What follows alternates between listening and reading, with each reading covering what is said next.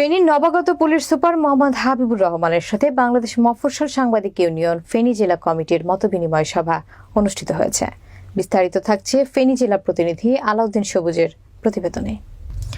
সোমবার বিকেল 4টায় পুলিশ সুপারের সভাকক্ষে মতবিনিময় সভায় বক্তব্য রাখেন বাংলাদেশ মফস্বল সাংবাদিক ইউনিয়ন ফোরামের ফেনীর প্রধান উপদেষ্টা জাফর উদ্দিন, সভাপতি এম.এ. সাইদ খান ও সাধারণ সম্পাদক এস.এম. মাসুম বিল্লাহ ভূঁইয়া, সহসভাপতি মঞ্জুরুল আলম দেওয়ানি, ফারুক সবুজ, ইয়াসিন আরাফাত মজুমদার, যুগ্ম সাধারণ সম্পাদক আব্দুল হাসনাত রিন্টু, মিজানুর রহমান, ওমর ফারুক ভূঁইয়া, মোহাম্মদ আতিকুর রহমান, কোষাধ্যক্ষ ওবায়দুল হক, সহ কোষাধ্যক্ষ আনোয়ার হোসেন, সাংগঠনিক সম্পাদক আলাউদ্দিন সবুজ সহ আরো অনেকে। এ সময় পুলিশ সুপার মোহাম্মদ হাবিবুর রহমান সমাজে অপরাধগুলো তুলে ধরার আহ্বান জানিয়ে বলেন, যানজট নিরসন, মাদক নিয়ন্ত্রণ, ইফটিজিং, কিশোর গ্যাং অপরাধের ব্যাপারে কোনো ছাড় দেওয়া হবে না। চাঁদাবাজি ব্যাপারে জিরো টলারেন্স। 4 আগস্টে সুনির্দিষ্ট গণহত্যাকারীদের কোনো ছাড় নেই।